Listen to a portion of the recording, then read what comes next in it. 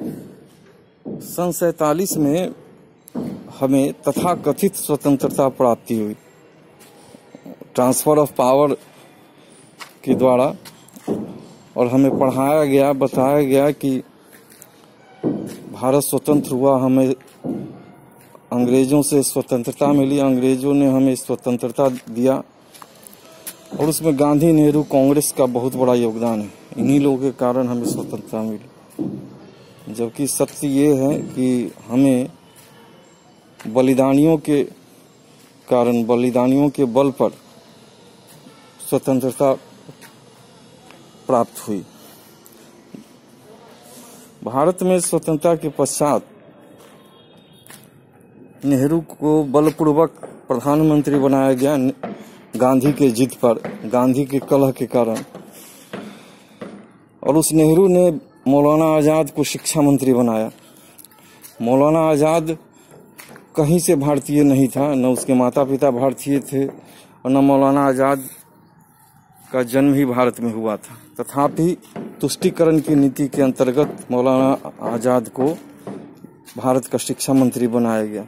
उसके पश्चात भी कई मुसलमानों को भारत का शिक्षा मंत्री बनाया गया, जिन्हें भारत की शिक्षा, भारत की संस्कृति, भारत की सभ्यता से कोई लगाव नहीं था, कोई ज्ञान नहीं था, कोई बोध नहीं था। लॉर्ड मैकाले की शिक्षा पद्धति को इन लोगों ने आगे बढ़ाया और हिंदुओं को नपुंसक बना के रख दिया, राष्ट्र के प्रति, धर्म के प्रति। उसमें गांधी की अहिंसा बहुत बड़ा उत्प्रेरक का काम किया। आज भी उसका दंश हम लोग झेल रहे हैं। मुसलमान तो मदरसे में अपने पंथ की शिक्षा देते हैं, अपने धर्म इस्लाम की शिक्षा देते हैं, मुसलमान की शिक्षा देते हैं, अपनी सभ्यता संस्कृति की शिक्षा देते हैं। किंतु हिंदुओं के साथ ऐसा नहीं हुआ, और हिंदुओं के द्वारा ऐसा किया जाना उन्हें राष्ट्रद्रोह के अंतर्गत लगा, देशद्रोह के अंतर्गत लगा, धर्मनिरपेक्ष के विरुद्ध लगा, सांप्रदायिकता लगा। ऐसा कहा गया जिससे कि हिंदू तो पहले से ही लॉर्ड मैकाले की शिक्षा पद्धति और गांधी की अहिंसावाद के अंतर्गत दबा हुआ इतना था, अभी भी है कि उसे इसका कोई भान ही नहीं रहा, बोध ही नहीं रहा, चिंता ही नहीं रही।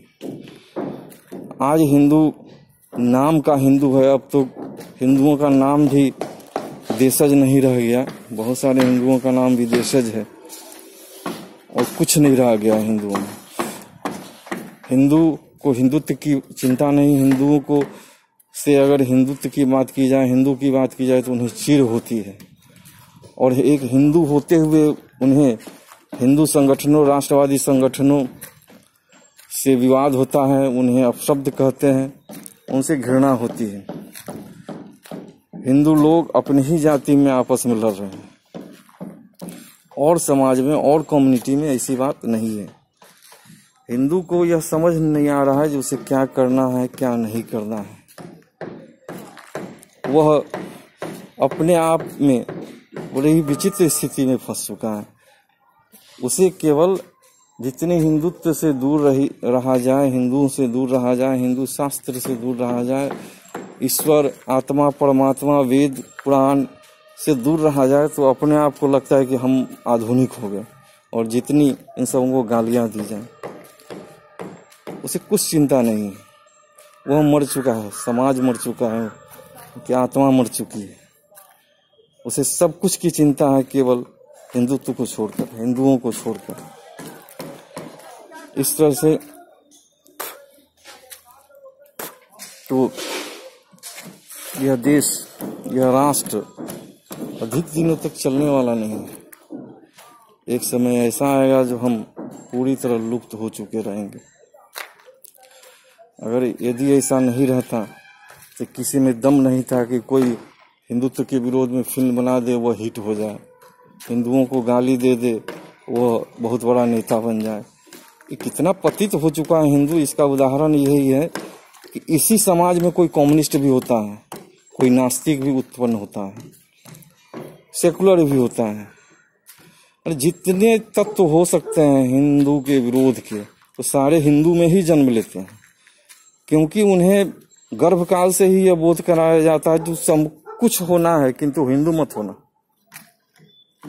आज तक आप लोगों ने कभी नहीं सुना होगा जो किसी भी दूसरे पंथ, जितने भी देशज विदेशज पंथ हैं, उन लोगों ने कभी उच्चारित किया हो कि वे उस पंथ के नहीं हैं। किसी मुसलमान से आपने नहीं सुना होगा कि वो कम्युनिस्ट हैं, वो इस्लाम को नहीं मानते हैं। किसी क्रिश्चियन से आपने नहीं सुना होगा जो वे क्रिश्चियन है, वे क्रिश्चियनिटी को नहीं मानते हैं। इसी तरह से और पंथ के लोगों से आपने नहीं सुना होगा जो वे उस पंथ के नहीं है, वे उस पंथ को नहीं मानते हैं। उसमें न नास्तिक मिलेंगे, न सेकुलर मिलेंगे, न निरपेक्षता रहती है उनकी, सब कुछ सापेक्ष रहता है। कोई मुसलमान है तो वह इस्लाम के सापेक्ष है, कोई क्रिश्चियन है तो वह क्रिश्चियनिटी के सापेक्ष है, कोई बौद्ध है तो बौद्ध के सापेक्ष है। तो हिंदू ही ऐसा गिरा हुआ प्राणी है कि वह सब कुछ कह दीजिए, उसके पूर्वज को गाली दे दीजिए, उसके आराध्य को गाली दे दीजिए, उसके शास्त्र को गाली दे दीजिए, कहते हैं वाह बहुत अच्छा, अब हम बहुत एडवांस हो गए, बहुत आगे हो गए, और हम विश्व के लोगों के साथ चलने के योग्य हो गए, अपडेट हो गए हैं। भारत में क्यों ये कम्युनिज्म आज तक क्यों यहाँ अपना घर बनाए हुए है? कम्युनिज्म इसलिए कि हम लोगों ने उसे खाद पानी दिया है, हम लोग देते हैं। और नाम से हिंदू रहता है लेकिन हिंदू को गाली देने के लिए आता है और फल फूल रहा है। और हिंदू भी भ्रमित हो गए हैं, जो एक नास्तिक भी अपने आप को हिंदू कहता है और हिंदुत्व को गाली देता है, कम्युनिस्ट भी, सेकुलर भी और लोग भी, तो वह चुनाव करने में उसकी बुद्धि काम नहीं करती क्योंकि उसने अध्ययन ही नहीं किया होता है अपनी संस्कृति सभ्यता का, शास्त्र का, पुस्तकों का। वह चुनाव ही नहीं कर पाता है जो किसी वो अपने आप को हिंदू कहे या ना कहे। यदि कोई संघ से जुड़ा हुआ है तो वह द्रोही हो जाता है, वह आतंकवादी हो जाता है। कोई विश्व परिषद से जुड़ा हुआ है तो आतंकवादी हो जाता है। और लोग हिंदू ही ताली बजाते हैं क्योंकि उनको तो घूंट पिलाई जाती है जो तुम सेकुलर हो। सेकुलर का अर्थ है जो हिंदू द्रोही हो, हिंदू का विरोध करोगे तो सेकुलर होगे, तो अच्छे रहोगे, अच्छे लगोगे, तुम्हारे इष्ट मित्र को अच्छा लगेगा, दूसरे लोगों को अच्छा लगेगा। तो इसलिए उन्हें कुछ इसकी चिंता नहीं रहती है। और ऐसी ही स्थिति रही, ऐसी स्थिति है भी, तो बहुत ही दयनीय स्थिति है। किसी को यह समझ नहीं हो रही है, समझ में बात नहीं आ रही है जो गांधीवाद क्या है, धर्म निरपेक्षता क्या है जो कि सच में यह पंथ निरपेक्षता है, नास्तिकता क्या है, वाम मार्ग क्या है, इसका क्या इसकी परिणति होगी, क्या परिणाम होगा, क्या भविष्य होगा, हिंदू कहाँ जाएगा, कितना सिकुड़ चुका है हिंदू की जनसंख्या, हिंदू की भूमि, इसे पता करने का छुट्टी ही नहीं है इन लोगों में। ये लोग तो ऐसा करने की सोच भी नहीं सकते। अगर कोई कहता है तो इन्हें लगता है ये पिछड़ी हुई बात है। ठीक है, ऐसा ना सोचे, लेकिन जब आंधी तूफान सुनामी आता है तो उसमें तो कोई बच नहीं पाता है, भले ही वह कितना हो उसका पोषक रहा हो, इसमें सभी लोग बह जाते हैं। यदि हिंदुत्व के समर्थक बहेंगे तो वैसे लोग भी बहेंगे जो आज तक चाटुकारिता करते आए हैं, कम्युनिज्म की, तथाकथित पंथ निरपेक्षता की, सेकुलरिज्म की, नास्तिकता की, हिंदू विरोध की। वे लोग भी जाएंगे, उसी गति से जाएंगे, उसी मात्रा में जाएंगे। तब उस समय उन्हें कोई बचाने वाला नहीं रहेगा, उनसे कोई नहीं कहेगा, कोई नहीं पूछेगा अरे तुमने तो हमारा समर्थन किया हुआ था और तुमको छोड़ देते हैं। नहीं, ऐसा नहीं होगा। उनकी दृष्टि में सभी एक हैं, सभी एक हैं और वो जाएंगे, नष्ट हो जाएंगे। ठीक है, कोई बात नहीं, नष्ट हो जाइए। जय श्री राम।